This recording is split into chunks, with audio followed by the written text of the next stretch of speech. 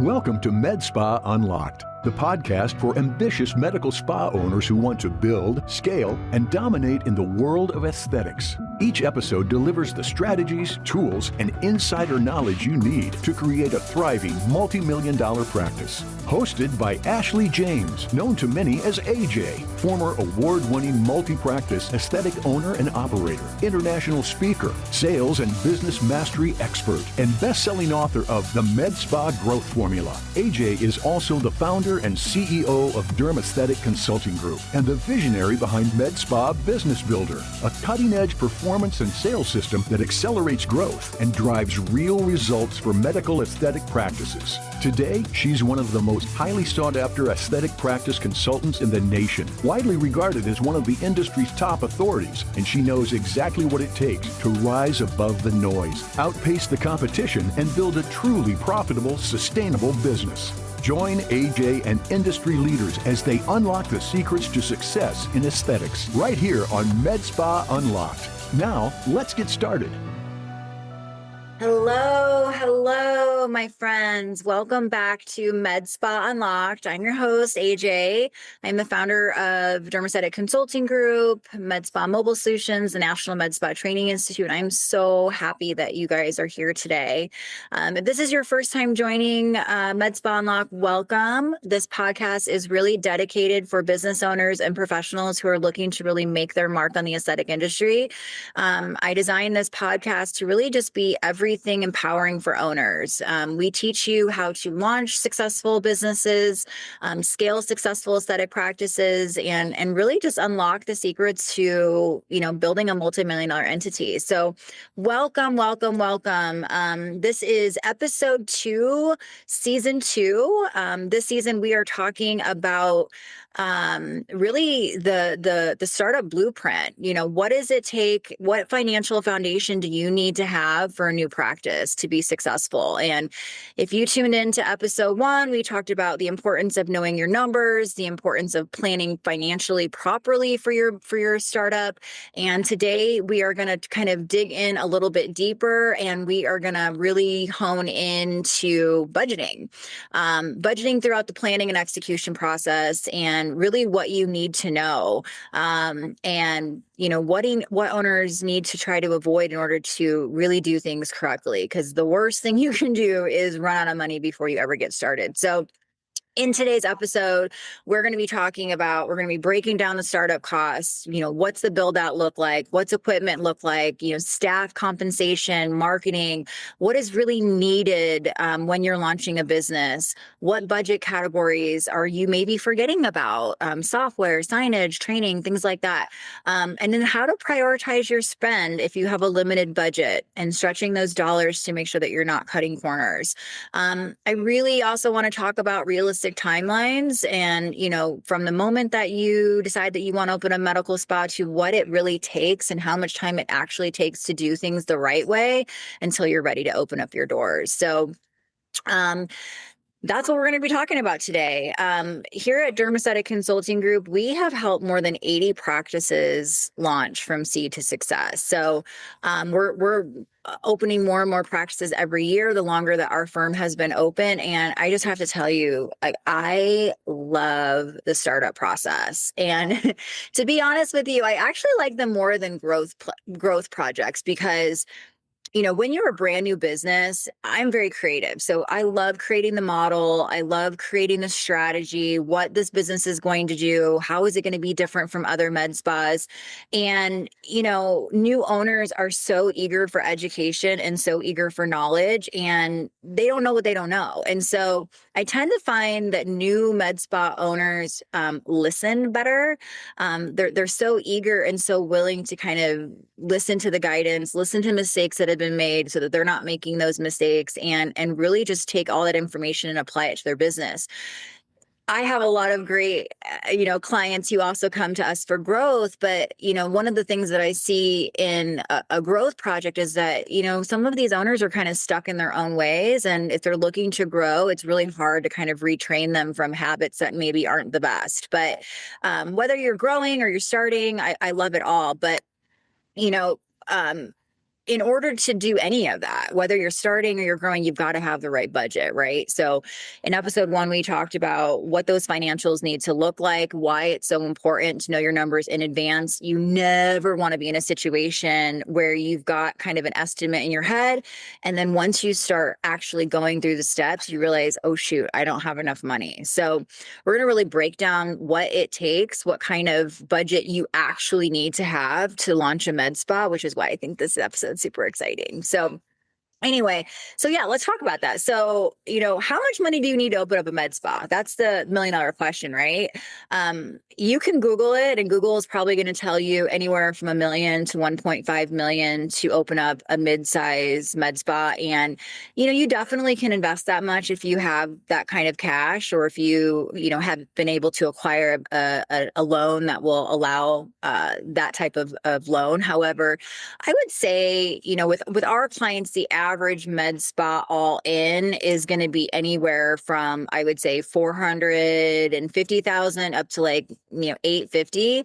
And that really just is dependent on your space. If you are planning on building out a location, or if you're planning on renting a location, there's going to be some type of tenant improvements, if not a full-on I can't talk today, a full blowout renovation. And so that's really, what is going to determine if you're going to be closer to the 450 or closer to the $850,000 build out. So it just really depends. But, a lot of med spas don't really know that this is really a critical portion of your business. So, your brand identity, what you're going to bring to the market, needs to be so unique to your business, and your location needs to kind of outline that. So I'm a big believer in, customizing your location. I'm a big believer in doing some kind of build out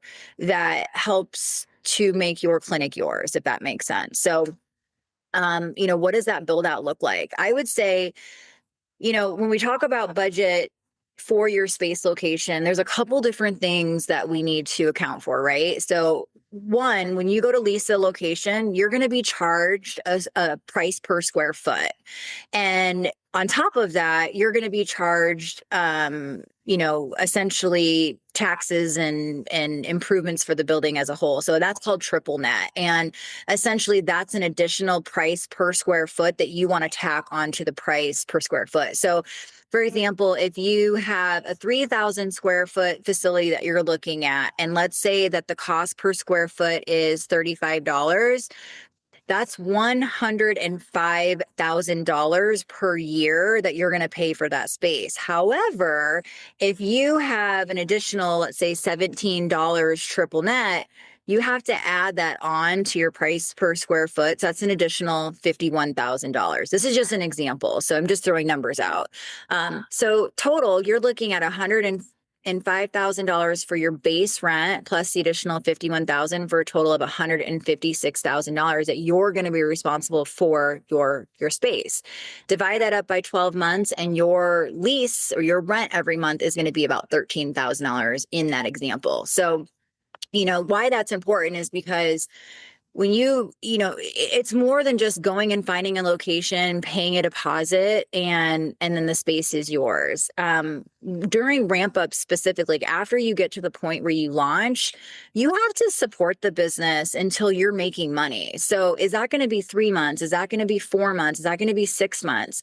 And going back to episode 1, where we talked about cash flow and operational cash flow during the ramp up phase, you have to know what your space is going to be. You have to know all the costs that are going to go into, your overhead, and your rent is just one major piece of it, but it's also just one very small piece of the entire budget. So, knowing what your rent is going to be, knowing what your build out's going to be, and this, is very important. So, I would say, in most leases that we negotiate on behalf of our customers, we're trying to get as much tenant improvement as possible so that this space has some of the build out covered by the landlord.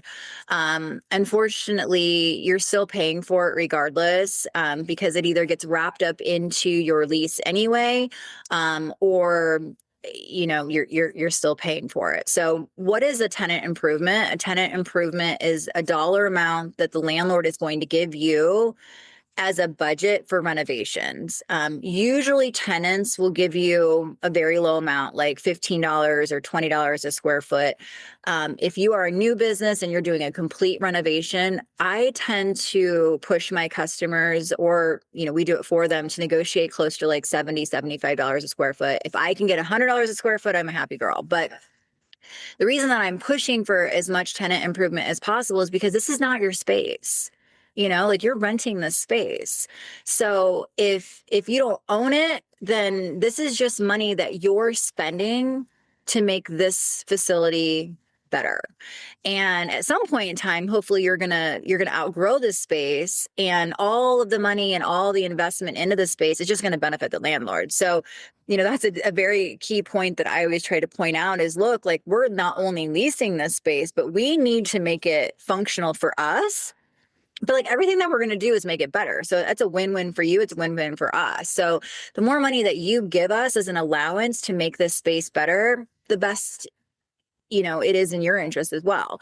Now, I'll be very honest. If you are going to ask for a lot of tenant improvement money, they're typically going to ask you for a longer lease. So if you're going into this and wanting a 5-year lease, you're going to get a lower TI typically. But if you're prepared or want to secure a 10-year lease, you typically can get a higher amount of money for your tenant improvement. But all of these things have to be planned out or, thought about in advance, so that, again, you know what you're getting into financially. So, that's just securing your lease.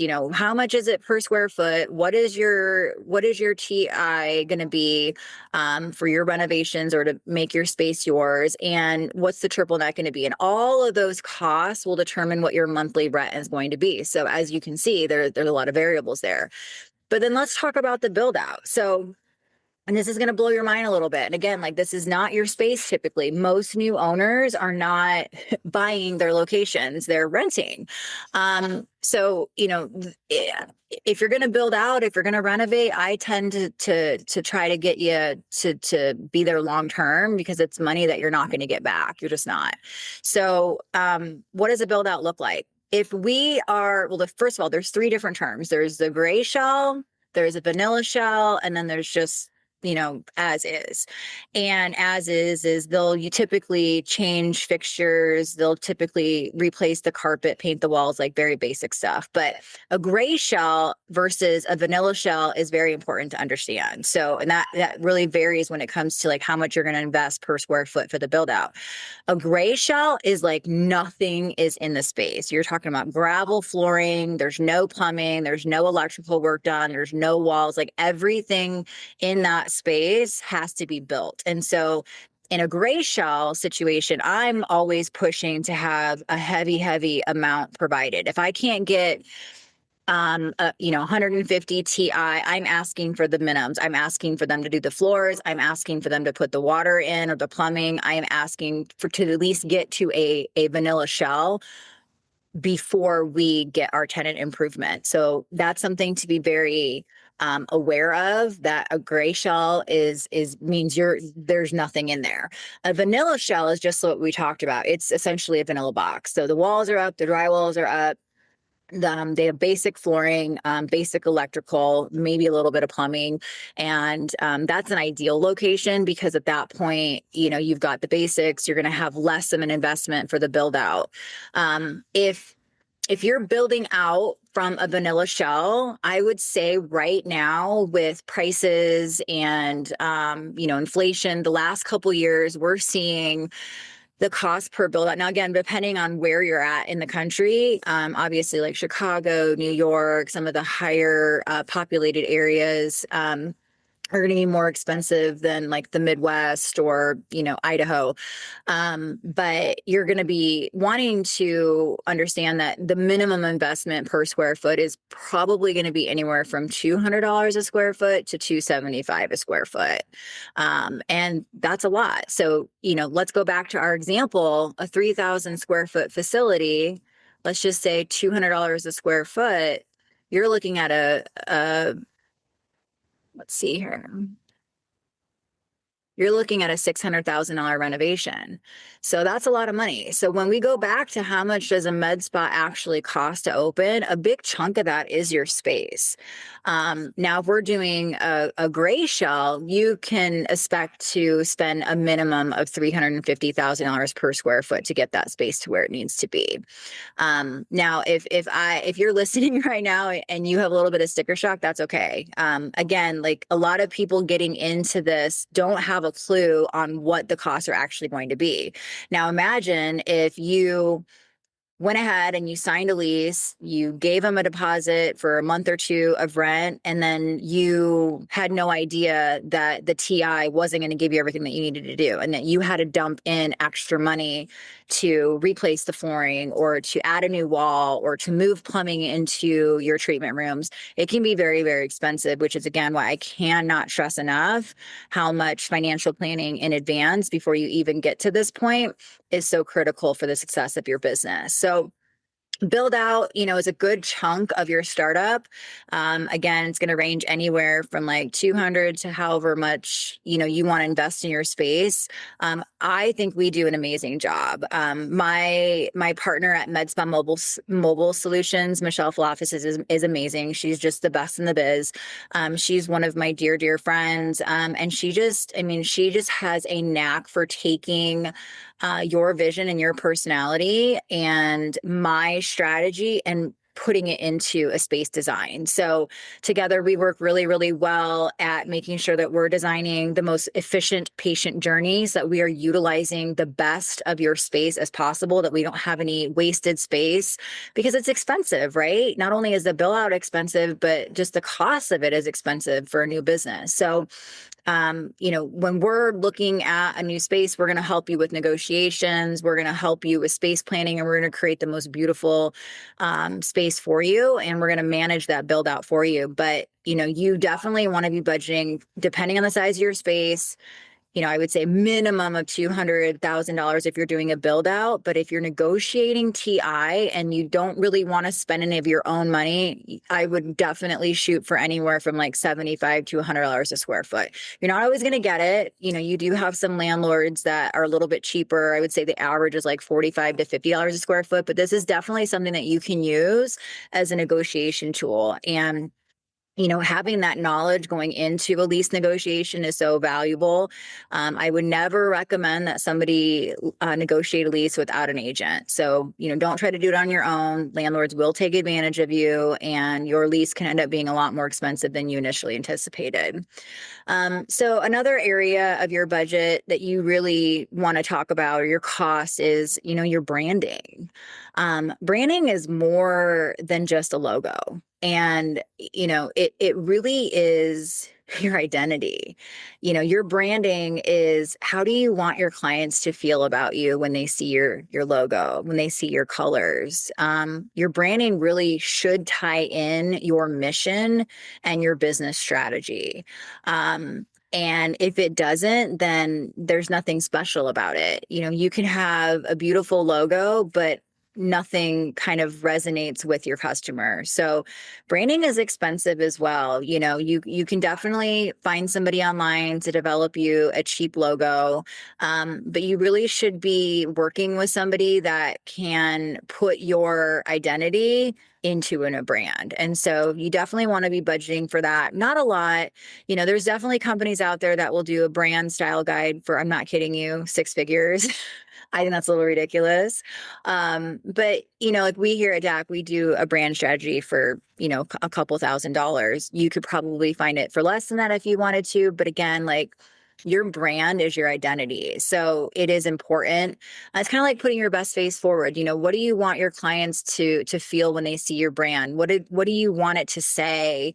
And then how are you gonna have that incorporated into your business? What's your tagline gonna be? What's your mission gonna be? All of this is considered branding, and it's very, very important because it's really what sets you apart from your competitors. Another area that you really want to take into account is equipment. Opening a med spa, the equipment can be really expensive. And if you've listened to any of my podcasts before, one of the things that I always talk about is, Don't be one of those owners that buys all the laser devices and just expects the revenue to come in. It doesn't happen that way. Be very intentional with the equipment that you are purchasing. When we're developing a business model or a business strategy for a new customer, we're taking into account, what they're passionate about, what their expertise is in. Maybe they're an NP that just really loves injectables, PRP, things like that. And that's what they want to start the foundation of their business with. In that scenario, there's not a lot of equipment that you need. You need some good ring lights. You need some good video. You need, supplies like centrifuges and needles and all the things like that, but you don't need a lot of equipment. But if you're going to be a full-blown med spa, you may be thinking, oh, I've got to have, a BBL laser. I've got to have a hair removal laser. I've got to have, CO2. I've got to have, M-face. I've got to have Hydrofacial. I got to have all these different things. And I just don't believe that. It is always my recommendation to be very intentional when you launch. So pick several, a good handful of the top 5 services that you really want to be known for, and bring in the equipment that's needed for those. So if you want to offer lasers, pick one modality that either can be multifunctional or one that is going to be kind of your bread and butter, and then build the practice from there. You do not need to have 5 different devices to be successful. And quite honestly, the practices that have come to me who are struggling financially are typically the practices that went ahead and they purchased all these devices and then they can't sell the services. And, in any business strategy that I've started, I never start off with a laser purchase from the get-go. I usually if they want to do lasers, I usually build that into their plan either 3 to 6 months after they open. And I like to bring in the laser as a second thought to be then utilized as like, hey, guess what? This is new. We're bringing it into the clinic. But, it's very important to know that you don't need every single device in order to be effective. But, you also, when you're looking at these devices, I think it's important to also understand, what the consumables are. What is the cost going to be to have this device or this piece of equipment in my clinic? And then what is it going to cost for me to operate this device? There are some, companies out there that provide facial treatments that have a very, very high cost. And it feels like you're constantly buying consumables. You're constantly buying serums. You're constantly buying tips. And so those costs need to be put into your performance, that you understand what your return on investment is per treatment. If you are, for example, buying a hydrofacial, great company. I love the treatments. And you're selling, your signature hydrofacial for $225 or $199, you need to know what it's going to actually cost you, how much serum you're going to be using, how much the tips are going to be, and what you're going to be actually generating in that treatment. And quite honestly, just, for reference, if a vendor is telling you that this is your cost per treatment, I would tack on an additional 20%, because you're going to be using a lot more than what they're indicating, just in my personal experience. So, that being said, you also want to look at what your revenue per hour is going to be. Does it make sense to bring in a device, let's say is $60,000, that is going to produce $250 an hour? Or does it make better sense to bring in a device, let's say that is $150,000 that can produce $800 every 30 minutes? So these are the types of things that we work through with our clients when we're building out a financial pro forma, when we're building out a strategy. We want to know, like, what are our key services going to be? What equipment is needed? And how can we do this in the most budget-friendly, efficient way financially? And so when it comes to equipment and your budget, these are the things that you need to think about. It's not just the cost of the device. How much is the cost to actually perform these procedures? And how much money am I actually going to be generating from this piece of equipment every hour? So those are things that we look at. The next critical part of budgeting is going to be your staff. This is, aside from your build out, this is one of the most important, most expensive costs in your startup because part of opening a med spa, part of growing your med spa, the heart of your med spa not only is like your mission and your vision and what you're offering to your community, but it's your people. You will hear me say, if you follow this podcast or you followed any of my social media, or if you've listened to any of my sales talks or ever, done, if you listen to one of my speeches at AmSpa or, anything that I've ever done publicly, you'll always hear me say that people purchase with people. And think about it. It's so true, right? Like if a client is coming into your med spa, they're wanting something fixed. They're looking for a solution, and they're pretty much insecure too. They either want something correct, they don't like how something looks, they're feeling insecure about something, and so they're looking for a solution. So when they come into your med spa, they're looking for two things. Can you provide the solutions that I'm looking for? And then do I trust you? And that trust comes from your professionals. So do you have the experience? Do you know how to customize treatments for me? Do you know how to practice safely? Do I trust that I'm not going to have side effects? Do I believe the things that you're telling me? Are you educating me? And, are you going to put a treatment plan together that's customized, that's just for me? And guys, I cannot tell you how valuable that is. I mean, your employees, I've seen employees break a business before just by not being seasoned, not being experienced, not giving a shit. And so, your investment into your employees needs to be considerable. And it's kind of like what you say, like you pay for what you get, right? Or you get what you pay for. If you're going to bring in an entry level RN who, doesn't have a lot of experience, you're going to have to pay for their training. You're going to have to continue paying for their training. Maybe they don't know how to do sales. They don't know how to do consultation. You have to pay for sales training. There's a lot of expenses, a lot of money that it takes to invest in somebody that's very green versus paying a little bit more for somebody who's been doing this 5, 6, 7, 10 years and like can come in and grab the bull by their horns. You know what I mean? So either way, whether, if your strategy is that you want to bring in someone that's new because they're cheap, understand that there's a lot of extra money that's going to be invested into that employee to get them to where you need to be a provider that produces. Just to kind of give you some realistic expectations here. If you've never owned a med spa, you may not understand what this cost actually looks like. So I'm gonna blow your mind here. And this is another reason why the industry is booming, because nurses in this field, they're so sick of working in the medical hospitals and dealing with sick people. They see the money. So this is where they're gravitating towards. But a good RN, a good one, someone that can come in, who has a clientele base, who knows how to sell, who knows how to do consultations, who knows how to build her book of business, you're looking at a base salary of between anywhere from 85,000 up to 150,000.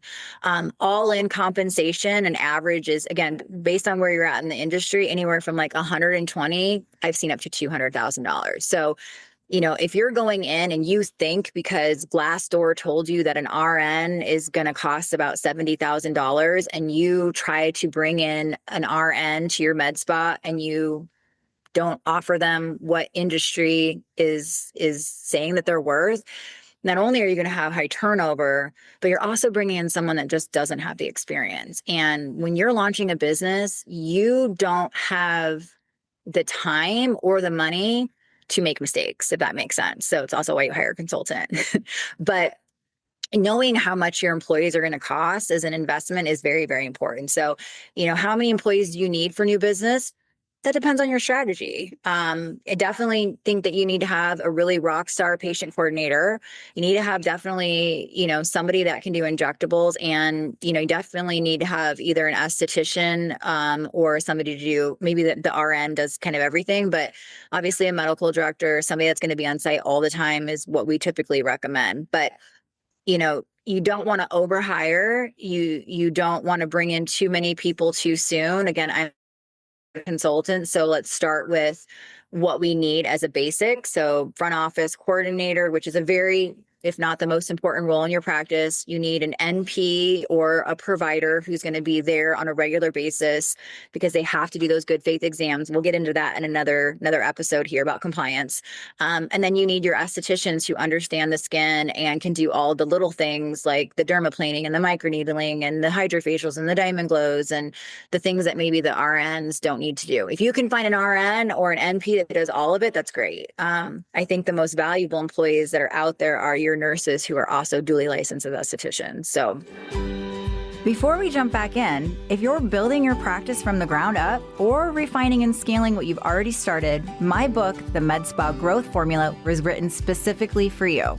It's a clear, data-driven blueprint for planning, launching, and scaling a profitable, sustainable medical aesthetic practice. Inside, I distill more than 20 years of experience building and scaling successful practices into an actionable roadmap that covers how to avoid costly startup mistakes, how to create predictable revenue, and how to navigate operational challenges, all while outlining the 10 most critical elements of a practice you should master to build a business that lasts. The MedSpa Growth Formula is now available on Amazon in print and Kindle formats, as well as through other major ebook retailers. I've included the link in the show notes so you can access it in the format that works best for you.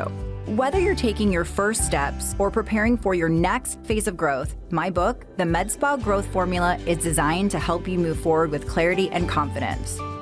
All right, guys, let's get back to today's episode. there's a couple other areas that I think are also very important when it comes to budgeting in your launch. And you know, your staff is probably the most important investment you're going to need to make, because again, you know, you're launching a business and you're going to rely on those employees to build your business. They have to be likable. People purchase with people. So they have to be able to connect with your patients. They have to be able to properly assess their skin and their goals and develop a treatment plan. And they have to be able to give amazing results that are going to bring your customers back. So that is the number one area you need to be investing in, and it's an investment that will keep rewarding you over and over again. But the next one I would think is, you know, marketing. And this is honestly an area that a lot of new owners, I wouldn't say they forget about, but they don't take seriously. A lot of new owners think, you know, or go into this with the expectation that, you know, I'm going to post on social media, I'm going to maybe boost some ads on Facebook, and that's going to be my marketing. And the reality of it is there's a lot more to marketing than just that. And this industry is highly, highly competitive. So if you're a new business, there's most likely 10 other med spas or practices that you're going to be competing against within a 10-mile radius, if not even, you know, less than that. And so how are you going to position yourself in the market? How are you going to compete with people that are already established? And that really comes down to a marketing strategy. There's a lot of things that you need to be doing, but it's not cheap. And quite honestly, you know, when I see a business who hasn't budgeted correctly or hasn't managed the money that they've acquired for their practice correctly, and they feel like they need to cut money, I don't know why, but the very first area that they cut is marketing. And it makes no sense to me, because you need the marketing to attract the customers to get the appointments booked. So if you're struggling financially to get revenue in, why the hell would you stop the engine that's bringing in the new customers? It makes no sense to me. And unfortunately, you know, I have had customers that do that. I've had customers that, you know, acquire the right money to start up. Then they maybe like start offering employees more than what was budgeted for, or they just don't, they have unexpected expenses and, you know, whatever the reason. And they're like, we just need to tighten up the budget a little bit. So they cut the marketing. I'm like, oh my gosh, like, cut something else other than that. And then they always come back within like 30 days, like, AJ, you were right. I'm like, I know. So we need to get your marketing going again, and we need to do what's in the plan, and the money will start coming in. So, you know, what is the right marketing? What is the right strategy? You know, first and foremost, it's social proof. Going back to people purchase with people, consumers these days are so much more educated than they ever were even 10 years ago. They know what these services are. They have friends that are doing these services. They're going to research these services, but they're going to go to your Instagram and your Facebook and they're going to look for social proof first. They're going to want to see your before and after photos, and they're going to want to look and learn about you. And only after they like your content or they kind of stalk you for a couple days, couple weeks, whatever, and like what they see is when they pick up the phone. So if you are not savvy in social media, if you are not savvy in social media strategy and how to build your following or how to, get your brand or your business identity to resonate with your ideal customer, you need to invest in somebody that knows how to do it. This is so, so, so important. Don't be the owner that tries to do it themselves, unless you're really good at it. I'll be honest with you. I have an amazing team behind DermAesthetic Consulting Group that understands marketing strategy. They're beautiful graphic designers that we have. We build bomb.com websites. I mean, my team, I just cannot say enough amazing things about them. They're great. But if you were to ask me, AJ, to create a reel, you don't know what you're going to get. You're not going to get anything very good. And my teenager daughter makes fun of me all the time. She's like, how do you not know how to do a TikTok? How do you not know how to do a reel? I don't. I'm in my mid 40s. We didn't even have Facebook until I was well out of college. We got the internet when I was in, elementary school. So, don't be like me. Not that I would do this, but you don't want to take someone that's very inexperienced in this and try to manage your social media. You need a professional to do that. You also need to have compelling campaigns to market yourself. When we are launching a business, we typically will do a brand identity strategy a good 6 weeks before we actually open. And what that is it's not really like campaigns or any ads that we're running. It's really just introducing our brand and who we are, what the clinic is before we open. Coming soon, this is what we're going to offer. Meet the team. We're so excited to be in your community. Guess what's coming? Join us on our opening day. All these things that get your consumer interested in you, but you have to be intentional about it. You can't just open and be like, boom, here I am. It takes time for people to recognize you. It takes a couple touch points of people seeing you, your brand, who you're about before they really, think, oh, okay, I'm going to follow these guys. And then when it comes to, new businesses, you always want to do, some type of offer. You want to do some type of lead generation campaign, which can also be very expensive. But you have to be intentional. And in that, you want to make sure that you're not cheapening your brand, so you don't want to do $150, 20 units of Botox. You don't want to attract the Groupon clippers, but you definitely want to be intentional on the offers and how you're attracting customers. And if you don't have the company that can do that and you're listening, we definitely can help you there. But marketing, needs to be somewhat of a hefty budget. I would say, what we typically recommend our customers to invest is anywhere from I would say $1,500 to $3,000 per campaign. That's a nice little healthy budget. Now, if you're in a heavy populated area like Miami, it might be more than that. But throwing a couple $100 behind a post to boost it, or investing $1,000 or $2,000 in your total marketing strategy just isn't going to be enough.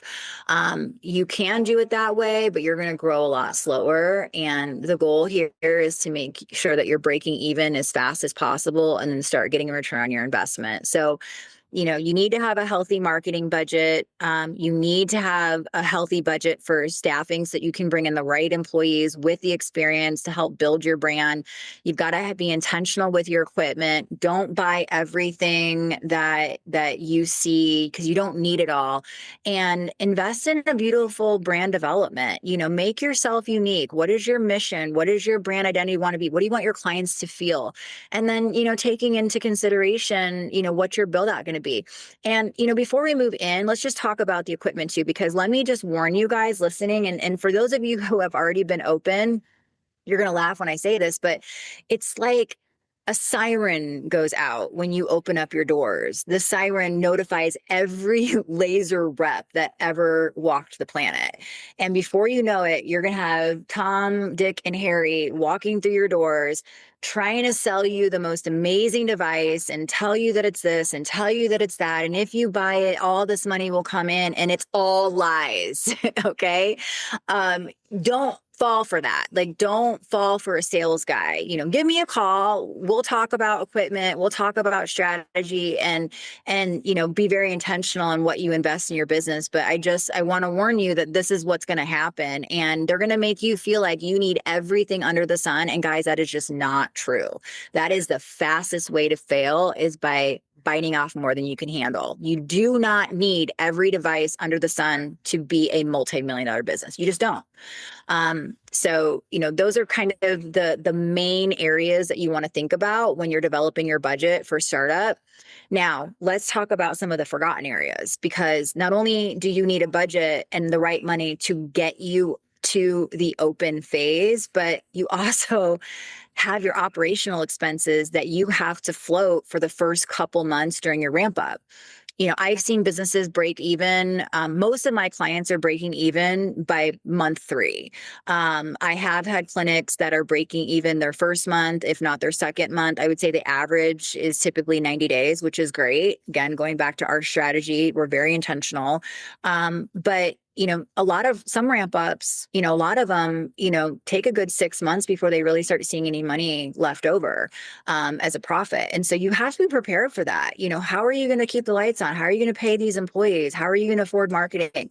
So, when you're budgeting and putting together your pro forma and planning for your startup, these are things that you have to think about that a lot of people forget about. Most people are just like, here's what I need to open. I'm open. Now what? It's not enough. It's not enough. And you don't want to take the money that you've already invested into getting the doors open and throw it away because you didn't plan for a couple extra months of operational cash flow. So, some of the things that a lot of people forget about are, there are a lot of little expenses, but they all add up. Like your EMR system, like how much is that going to cost on a monthly basis? What are your opening vendors going to require to open up an account? For example, you want to do Botox.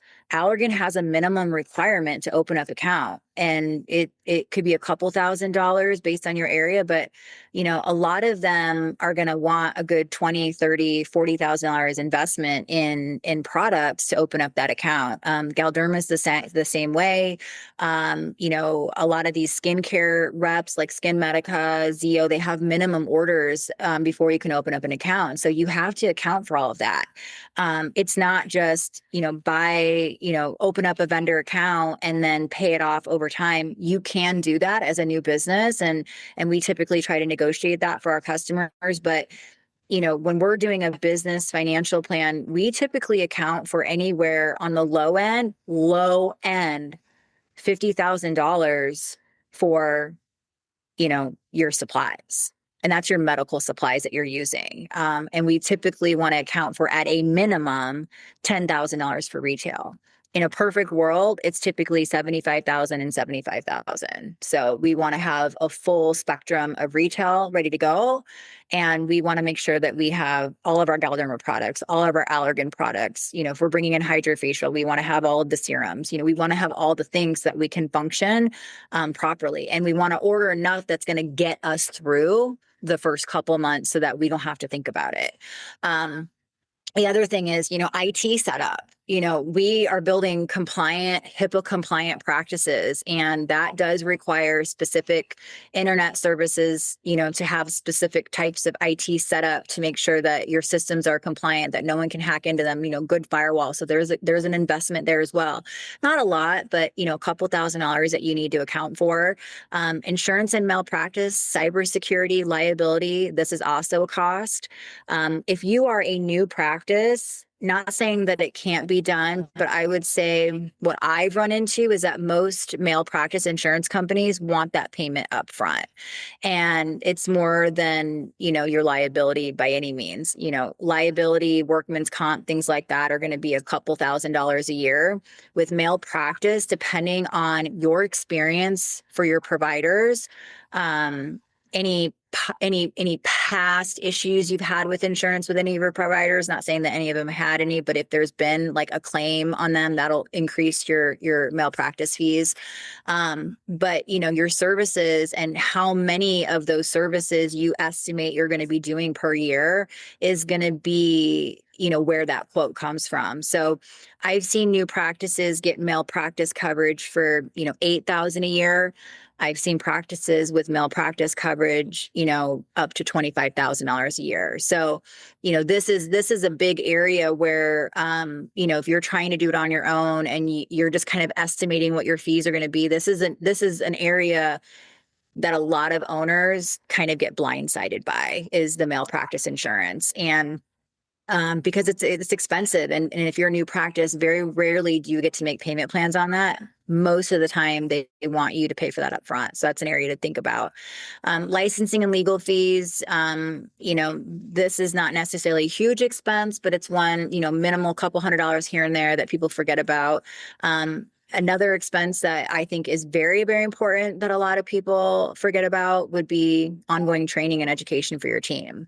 I've already kind of touched base on, what it looks like if you're hiring someone that's newer to the industry. You're going to have to invest in that training, but it's just also really good practice to roll that into your budget anyway, because, at the end of the day, you want your team to have training on the best techniques, right? You want your team to be knowledgeable so that they can empower your clients, right? So, investing in their education, one, it's going to come back to you tenfold because that you're having your employees practice safely, effectively, and giving the best results with the newest, most advanced techniques.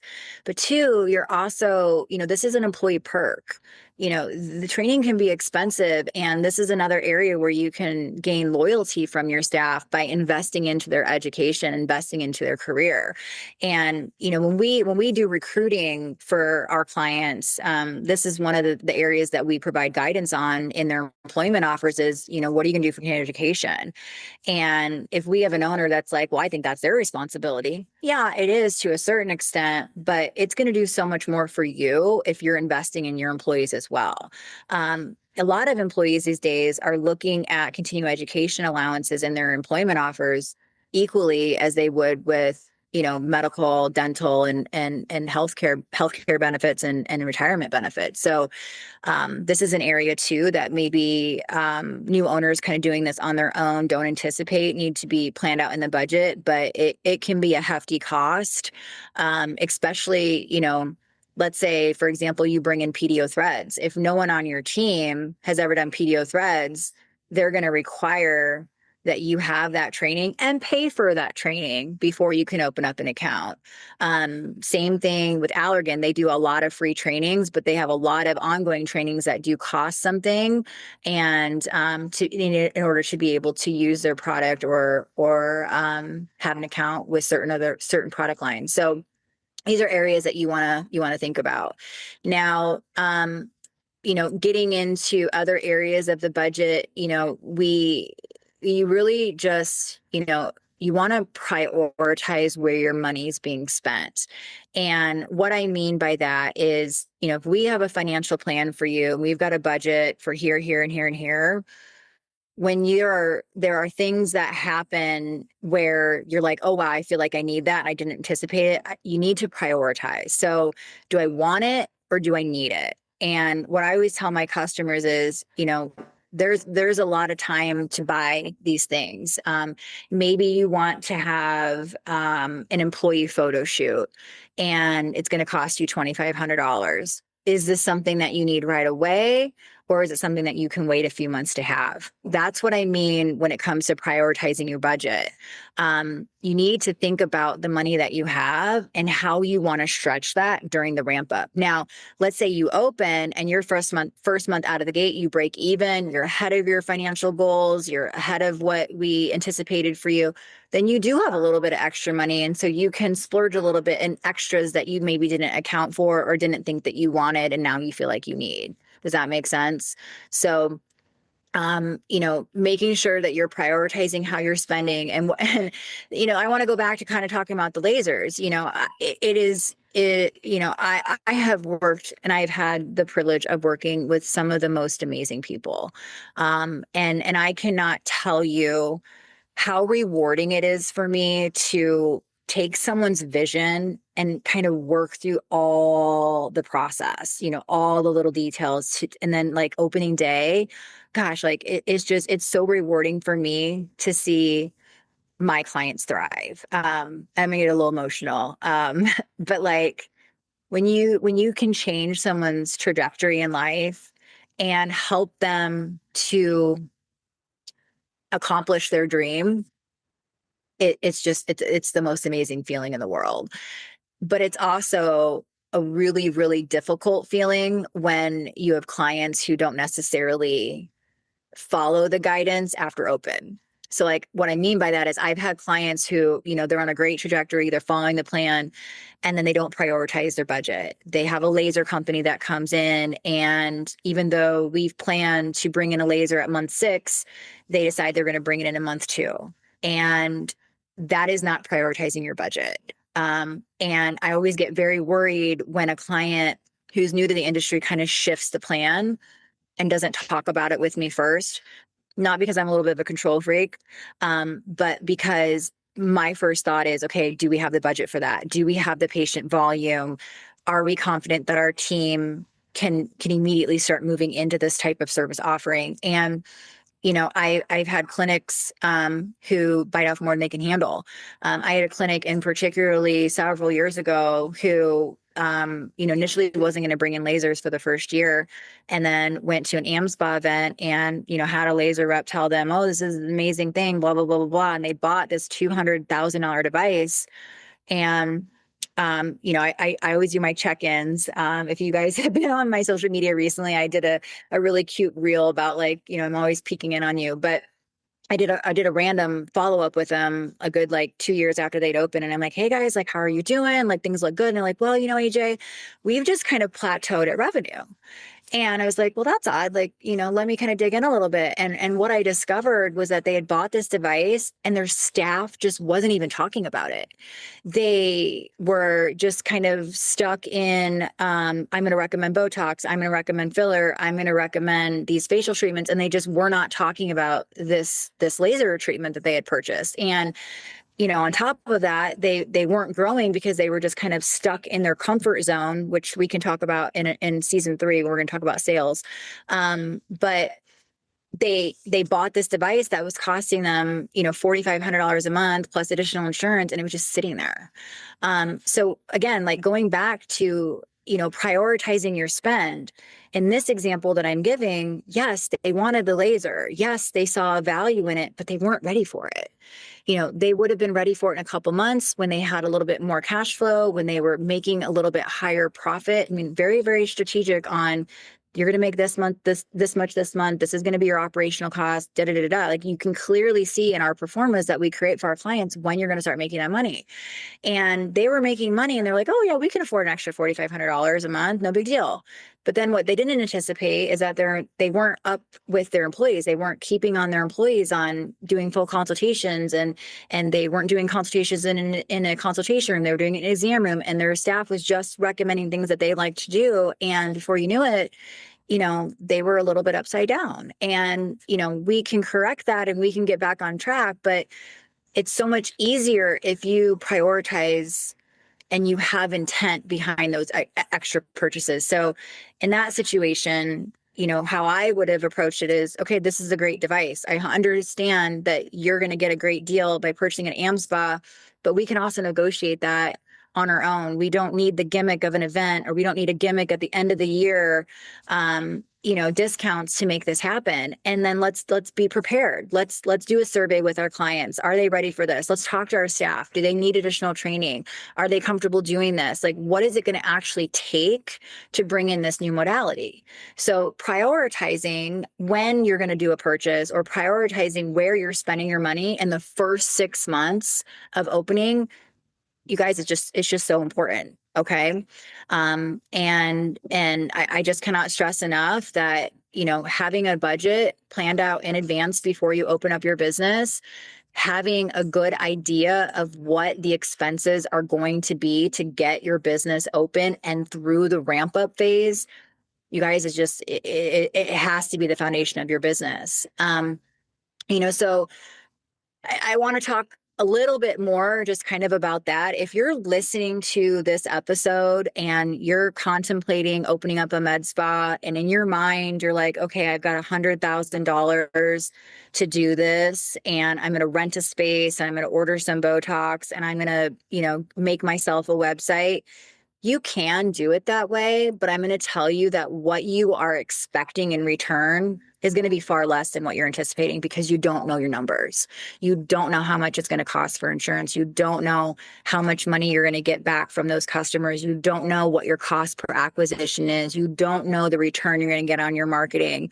You don't know your direct costs. And you can't know that information unless you do a financial blueprint, like a pro forma. And like I said in episode 1 of this season, I did it that way. I did it in my first med spa. I went in, I remember it like it was yesterday. I had $50,000 to my name. I put that down on I put that as a deposit for a business loan, a very, very small business loan. And I went and opened up my doors, and I learned very, very quickly that what I thought was going to be my monthly expenses was just a very small portion of what it actually was. And it was very scary for a long time. I opened up my first business when I was 23. I got married not very long after that. I got pregnant on my wedding night. And so all of a sudden I had to be an adult, and, trying to grind and make things work, as a single person, not a big deal. But when you've got a baby to take care of, have a family to support, like I should have planned better. Thankfully for me, it worked out. My business thrived. We expanded. I opened up several other clinics after that. But, as a consultant, if I can prevent you from having to make those same mistakes that I made way back when, like that's my mission. It is very, very easy to get a business loan. It is very easy to just take some extra steps, build out your business model, figure out what your costs are going to be, and do that before you commit to all of this. And I promise you, it's going to end up better for you in the long run. There's no negative in that. You spend a couple $1,000s to do a business plan and to get your actual numbers. And maybe you realize like, oh, wow, this is a lot more than I'm comfortable investing. Or wow, I didn't really know that it was going to be this much money. So now you've lost a couple $1,000s and know what it's going to be. And then maybe you save up for a couple years and then you're ready, versus like, I'm going to invest everything that I have and then realize after the fact it wasn't enough and you lost everything. So I hope that listening to today's episode resonated with you guys. I really hope that you learned some things about average cost for some of the major expenses going into launching a business. Also, thinking about that ramp up phase that can be anywhere from like 3 to 6 months, making sure that you have all of your overhead, your employee costs covered during that ramp up phase is just going to help position you guys for just greater success. And, the first 6 months of launch is the toughest. But if you strategize and you financially plan properly, it's not stressful at all. And if we can mitigate and minimize that stress, like that's what the goal is here. So I've really kind of enjoyed talking about this episode today. I really love talking about startups. I love giving my listeners information to empower them. And I really hope that you guys have learned something from today's episode. So we have a really exciting episode coming up tomorrow. Tomorrow, we're going to dig in a little bit deeper into the construction, what construction looks like, what to look for in a construction company. We're going to dig in a little bit deeper when it comes to cost of construction, really things that you need to think about when you're renovating your space or just even beautifying it on any budget. We're going to talk about that, talk about equipment and some of those hard costs that go into your space. Just kind of going from there. So you're not going to want to miss tomorrow. Tomorrow is really exciting as well. You've been listening to MedSpa Unlocked today, where we kind of pull back the curtain and help you to understand what it takes to build, scale, and develop a sustainable, profitable aesthetic practice. I really hope that you've enjoyed listening to us today. If you like us, please don't forget to subscribe, leave a review, share it with another entrepreneur, share it with a friend who's ready to level up. We love that. And remember that success isn't about just luck. It's about strategy. It's about structure. It's about showing up every single day with purpose. I'm your host, Ashley James, known by everyone as AJ. And until next time, keep dreaming, keep building smarter, keep unlocking the secrets to building your multi-million-dollar med spa. Have a great one. See you next time, guys. Thank you for listening to MedSpa Unlocked. True success in aesthetics is never accidental. It's the result of vision, precision, and disciplined execution. If today's episode resonated with you, we invite you to subscribe so you won't miss future conversations and to continue unlocking what's possible for your business, your brand, and your legacy. For more resources, education, and strategic support, visit us at DermAestheticConsulting.com or connect with us on social media at DermAesthetic Consulting. And if you're ready to take the next step in building your aesthetics practice the right way, we'd love to help. Until next time, lead with intention, operate with excellence, and never stop evolving.